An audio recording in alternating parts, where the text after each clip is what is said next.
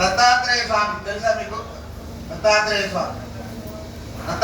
స్వామి అనకాదేవిని పొందిన రోజు ఈ పొద్దు అనకాష్టమి పేరు. అనకా అష్టమి ఈ పొద్దు అనకాష్టమి పేరు.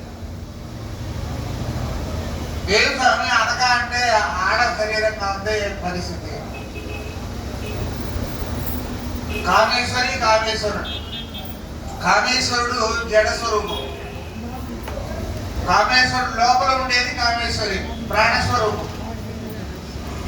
కాబట్టి అనగాదేవి దత్తాత్రేయుడు ప్రాణస్వరూపం. ప్రాణం లేకపోతే శరీరం ఏం చేస్తుందండి? గొప్ప కూర్చో ఉంటుంది అంతే. శివనే నీరు సుమ్మాయి అంటారు కదా, అరవరావు శివనే నీరు ఈశ్వరాన్ని కూర్చో గమ్మని. ఈశ్వరుడు పని అంటే గమ్మని కూర్చోండి పని. లోపల నుంచి ఆడించేది ఎవరంటే మా ఊర్లో మీ ఊర్లో కానీ మా ఊర్లో ఏంటంటే మొగుడు ఇంట్లో గమ్మని కూర్చో ఉంటాడు ఈ ఆవిడ. కాబట్టి అనకాదేవి అష్టమి అనకాష్టమి పేరు. ఈ అనకాదేవి సమేతంగా దత్తాత్రేయుడు తనీగా నమస్కారం చేసేదానికంటే అనకాదేవితో కూడా చేరి నమస్కారం చేసేటప్పుడు 8 సిద్ధులు వస్తుంది. అష్టమాది సిద్ధి హరిమ రహిమ మహిమ విశుద్ధ సిద్ధి వసిద్ధ సిద్ధి ప్రాగామి సిద్ధి. ఇట్లా హరిమ రహిమ సిద్ధి ఎట్లా అంటే ఈ అష్టమా సిద్ధుల్ని పరిపూర్ణంగా తీసుకున్న ఆయన ఆంజనేయుడు ఒకడే. లంకని దాటినాడు. ఆయన ఎట్ట దాటినాడండి? శరీరాన్ని లహిమా సిద్ధి.